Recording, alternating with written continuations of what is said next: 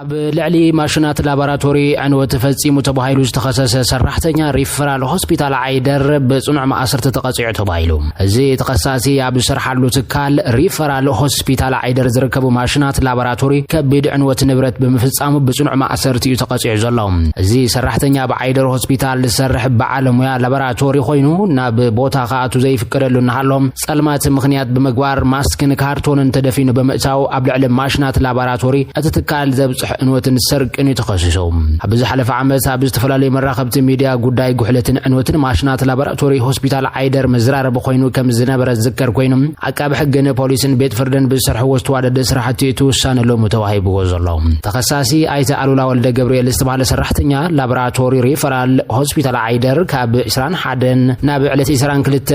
ናብ ዘውግሕ በግምት ሰዓት 8 ፍረቃን ለይቲ ማስክን ካርቶንን ተሸፊና ብዕላ 12000 ዝግመት ዋጉ CBC ሲስሞክስ ማሽን ፕሮብ ዝተባለ ዓይነት ንብረት ሰሪቁ በመውሳድን በተወሰኸ ልዕሊ 20 ሚሊዮን ዝዋጉ ኮባስ 6000 ዝተባለ ሳይንሳዊ ማሽን ላቦራቶሪ ዝርከቡ ቦታት እቲ ማሽን ብምብጥጣስ ካብ ጥቕሚ ወጻኢ ክኸውን ብምግባር ኣብ ልዕሊ ንብረት ትትካል ከቢድ عنوት ብምብጻሕ ካብ ጥቕሚ ወጻኢ ገይርዎ ብምባል ብዓቃብ ሕጊ ክልተ ተደራረብ ተኸስተ መስሪትዎ ጉዳይ ብሕጊ ክረአ ጸኒሑ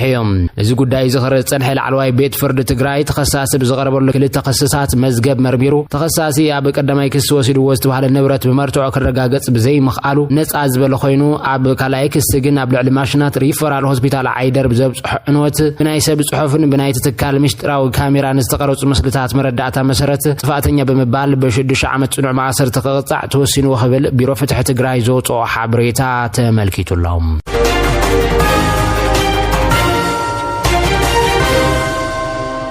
نابتي زغصل حبريتا خنستغاغركم زخبركم تملكتنا كلهم تطقمت ابل طروتا ديجيتال مللي منت ويدما فايدا كحزو كم زلوم صاوعيت قريبوم كلهم تطقمتي ابل طروتا كبحت حمل 2017 عام جميرو ديجيتال مللي منت كحزو كم زلوم بيصفت ممحدار محبرا وحسنا سرحتنيات منغستي ريجن سميني غليصو حلافه بيصفت ايته تسفاي علما بيصفتهم كابت زنبرا سرارحا وصيو ناب زمناو تكنولوجي زطلب سرارحا يشغاغر بمحلاو ديجيتال مللي محازد لاي كم زخون يم زحبرو زي تتحيزو كاب حمله 2017 عام كساب مسكرم 30 2017 عام محداس كار تتقمت ابل طروتا كم زكاد اتو محلاف بيت صحفت غليصوم አለው ዲጂታል በለላይ መንነት ወይ ድማ ፋይዳ ዝህቦም ማእኸላት ኣብ ወሃብ አገልግሎት ምጉታት ይረአ ስለዘሎ ሶም ማእኸላት ደኸመቶም አሪሞም ስሉት ግልጋሎት ክህቡ በመጽዋ ክሳብ ሕዚ ዲጂታል መለላይ መንነት ዘይሓዙ ተጠቀምት አበል ጥሮታ ቀልጢፎም ናብተን ዝዕደለለን ማእኸላት ከይዶም ከውጹ ሓላፍ ርክብ ህዝብ ማሕበር ጥሮተኛታት ከተማ መቐለ አይተ ክፍለ ማርያም ይርጋውየም ጸውያም ዘለዎም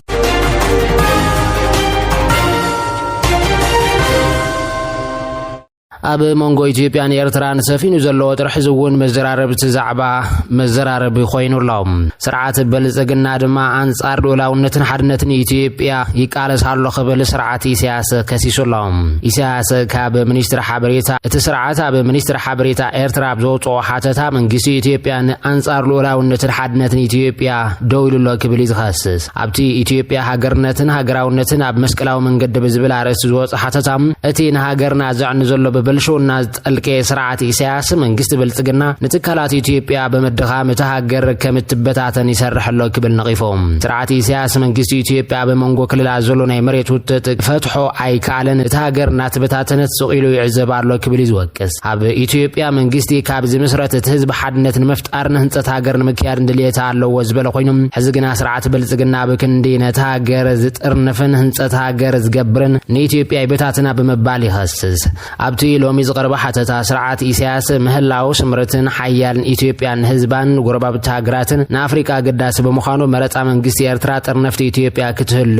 ድማ ይብል ስርዓት ኢሳያስ ወሲኹ መንግስት በልጽግና ንኢትዮጵያ ዳኺም ዋይል ዝወቀሰ ኮይኑ ኣብታ ሃገር ዘሎ ምሁራትን መራሕትን በብርክ ብሄር ምውዳብ ገዲፎም ናብ ሓደ በመምጻእ ኣብ ዜግነት ዝተመስረተ ፖለቲካን ሓድነትን ክገብሩ ንኢትዮጵያ ካብ ምብትታን ከድሕንዋ ይጸውዕ ዘሎ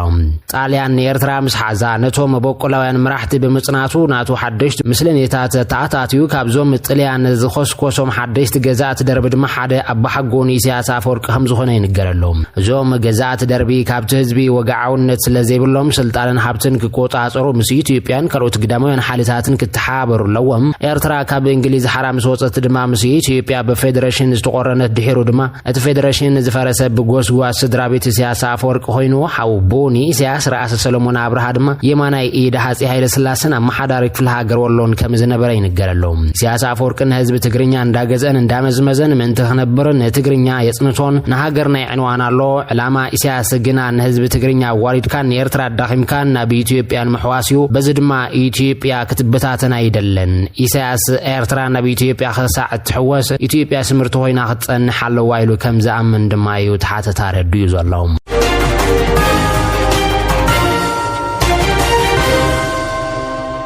حبريتنا قصلالو زخبركم تملكتنا اب هندي زغاطم حدغا نفاريت بوزحات عجائب زبلو فصامታት ተፈጽሞ منعزب علينا ካብቶም ፍጻመታት ሓደ ፕራክቲክ ጆሲ ኣብ ለንደን ከይተሐለለ ዝሰርሕ ዝነበረ በዓልሞያ ሶፍትዌር ኮይኖም ናስታት 6 ዓመታት ሰሪሑ ምስ በዓልቲ ቤቱ ዶክተር ካቪ ቪያንስ ምስቶም ኣብ ህንዲ ዝተረፉ ሰለስተ ደቆም ዳግማይ ክራኸብን ኣብ ለንደን በሓንሳብ ክነብሩና በርቲዑ ጸይሩ ድሕሪ ናይ ዓመታት መስዋዕትን ውጥንን ድማ ትሕልመ ብመወዳእታ ክውን ክኾነሉ ተቃሪቡ ካቪ ካብቲነት ተሰርሐሉ ዝነበረት ሕክምና ገዲፋ ሰሊጥዎም ባልጃታቶም ጠርኒፎም ንለንደን ክጓዓዙ አሃዲሎም ጀሚሮም ተስፎምን ሕልሞምን ድማ ኣብ ካልኢታት ተቆጽዮም እታ ዝነበርዋ መንገዲ ኣየር ህንዲ ካብ ኣሕመዳባድ ድሕሪ ምብጋሳ ነዊሕ ከይጸንሐት ኣብ ከባቢ ሓደ ተማሃሮ ዝነብሩሉ ኣባይት ብምውደቃ ብዘይካ ሓደ ውጻእ መዓት ኩሎም ኣብታ ነፋሪት ዝነበሩ ሰባት ሞይቶም እዮም ሕልሚ ስድራ ቤት ጆሲ ቪያስ ድማ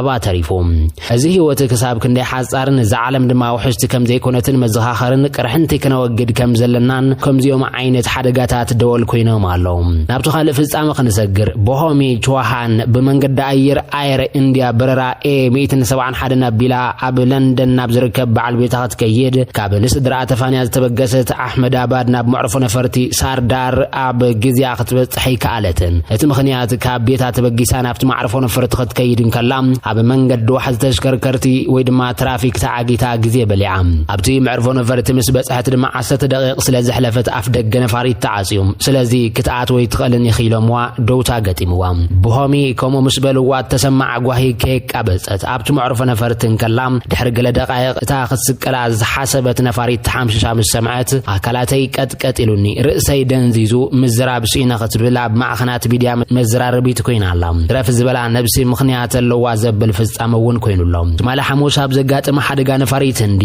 241 ሰባት ከም ዝሞቱ ተገሊጹ ነይሮም ኣብታ ነፋሪት ሓንቲ ካናዳዊት ዜጋ ከም ዝነበረት እውን ተረጋጊጹ ዶክተር ኒራላ ፓተል ጓል 32 ዓመት ሓኪም ስኒያ ነይራ ኣብ ጎደቦ ቶሮንቶ ኣብ ትርከብ ኢቶቢኮ ክትበሃል ከተማ ምስ በዓል ቤታን ሓደ ውላዳን ተቐመጥ ነይራ ኒራላ ንሓጺር መገሻ ናብ ህንዲ ኸይዳ ነይራ ትማሊ ናብ ካናዳ ክትመለስ ከዓ ኣብታ ቦይንግ 787 ድሪም ላይነር ዝዓይነታ ነፋሪት ተሰቂላ ከምቲ ትማሊ ዝረኣናዮ ሓደጋ ድማ ጓኒፉ ዶክተር ኒራላ ኣብቲ ሓደጋ ብህይወት ክትወጽእ ይከኣለትን እታ ዶክተር ኣብ ሚሳስጓ ኣብ ዝርከብ ክሊኒክ ከም ሓኪም ስኒ ኮይና ትሰርሕ ነይራ ኣብ 2016 ኣብ ህንዲ ብዓውድ ሕክምና ስኒ ብዲግሪ ተመሪቓ ኣብ 2019 ድማ ኣብ ካናዳ ፍቓድ ስራሕ ረኺባ ሰብኣያን ወዲ 1 ዓመት ቆልዓን ገዲፋ ካብዛ ዓለም ብሞት ተፈልያ ዘላ ኣብ ብራምፕቶን ዝርከቦ ከቢድ ሓዘን ዘለው ስድራ ሬሳ ጓሎም ንምርካብ ድማ ናብ ህንዲ ክኸዱ ላዕለን ታሕተን ክብሉ ድማ ሚድያታት ዓለም ተመልኪተን ካብዚኦም ማእኸላት ግዳያት ድማ ኣብ ህንዲ ዝወደቐት ነፋሪት ብህይወት ዝወፀ ሰብ ኣሎ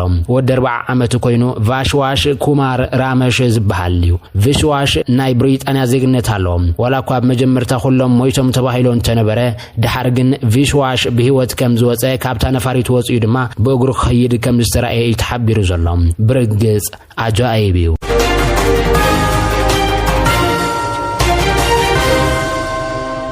ዕለታዊ ሓበሬታታት ኮኸብ ሚድያ በመክታል ትርከቡ ዝኸበርኩም ተመልከትና መጥቃዕቲ እስራኤል ኣዋጅ ኩናት ይኽትብል ዝኾነነት ኢራን ሕና ከም ትፈድድ ድሕሪ ምግላጽ ድማ ድሮ 100 ድሮናት ናብ እስራኤል ከም ዝለኣኸት ጸብጻባት ሓቢሮም ኣለዉ ዛጊድ 7 ሰባት በመጥቃዕቲ እስራኤል ከም ዝተቐትሉ ድማ ቴሄራን ኣፍሊጣላ ካብዚኣቶም ቀንዲ ላዕለዎት ወተሃደራውን ኣዘዝትን ተመራመርትን ምዃኖም ዝግለጽ ዘሎ ሓይሊ ኣየር እስራኤል ናብ ሎም ኣብ ዝወግሕ ለይቲ ብልዕሊ ኢራን ኣብ ዘካየዱ መጠነ ሰፊሕ መጥቃዕቲ ድማ ሓያል ወተሃደራውን መራሕትን ተመራመርትን ተቀቲሎም ኣለዎም እቲ ማዕበላው ደብዳባት ናብ ትካል ዩክሬን ወታደራዊ ኢላማትን ዝነጻጸረ ምዃንያ እስራኤል ገሊጻ ዘላ እቲ መጥቃዕቲ ንመዓልትታት ክቕጥል ከም ዝኽእል እውን ያጠንቅቃ ዘላ እቶም ካብ ቴህራን ናብ ቴል አቪቭ ዝተወንጨፉ ድሮናት ድማ ኣብ ዮርዳኖስን ጎረባብቲ ሃገራት ተሃሪመን ዝወደቃ ሰባል ወነፈርቲ ከም ዘለዋ እውን ይዝሕበር ዘሎ እቲ ዝለዓለ ኣዛዚ ሓይልታት ኢራን ሜጀር ጀነራል መሐመድ ባግሪ በመጥቃዕቲ እስራኤል ከም ዝተቀተለ አያቶላህ ኻሜኒ ያረጋግጹሎም ኢራን ክልተን እናቱ ክንፍታት ዘሎ ዝተፈላልየ ሰራዊት ከም ዘለዋ ይፍለጥ እቲ ሓደ እስላማዊ ሶውራ ኣብ 1979 ድሕሪ ምውልዑ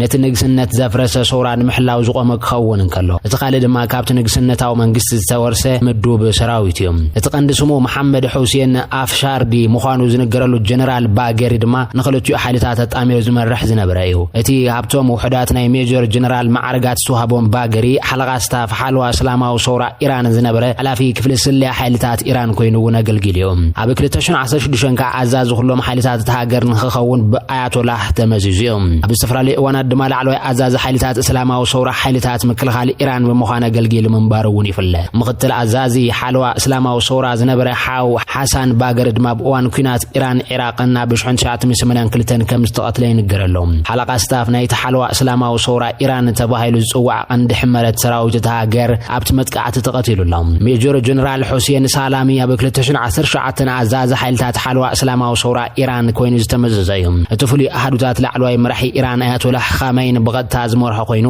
ናይ ባዕሉ ሓይሊ ኣየርን ባሕርን ምድርን ከምኡ ድማ ጸረ ሚሳይላትን ዘለዎ እዩ ኣብ ፈለማ ናይቲ 1980 ክሳብ 88 ዝተኻየደ ኩናት ኢራቅን ኢራንን ድማ ናብቲ ኣሃዱታት ዝተጸምበረ ጀነራል ሳላሚ ን10 ዓመታት ምክትል ሓለቓ ስታፍ ከምኡውን ሓላፊ ስርሒታት ናይቶም ሓይልታት ኮይኑ ኣገልጊሉ ነይሮም ኣቐዲሙ እውን ኣዛዚ ሓይሊ ኣየር እስላማዊ ሶውራ ኢራን ከም ዝነበረ ዝፍለጥ ኮይኑ ኣብ 1958 ኣብ ከተማ ጎልፓይገን ኣውራጃ ኣስፋሃን ዝተወለደ ሁሴን ሳላሚ ኣብ እስላማዊ ሶውራ ኢራን ኣብ ዝተነጎል እዋን ናብ ዩኒቨርሲቲ ቴክኖሎጂን ሳይንስን ኢራን ብምኻድ ብሜካኒካል ኢንጂነሪንግ ከም ዝተመረቐ ሰነዳት ይሕብሩ እቲ ኣዛዚ ኣንጻር ኣሜሪካን እስራኤል ብዘስምዖ ተሪር ነቐፌታ እውን ይፍለጥ ሓይልታት እስራኤልን ማዕኸናት ዜና ኢራንን ከም ዝሓበርዎ ድማ ኣዛዚ ሓይሊ ኣየር ሓልዋ እስላማዊ ሶውራን ኣብቲ መጥቃዕቲ ተቐቲሉሎም ብርጋዴር ጀነራል አሚር ዓሊ ድማ ኣብ 2009 ኣዛዚ ሓይሊ ኣየር ናይቲ ፍሉይ እስላማዊ ኣሃዱታት ኮይኑ ብኣያቶላህ ተመዚዙ ኣብ ምምዕባል ሚሳይላት ኢድ ዝነበሮ ጀነራል ሓጂ ዛደ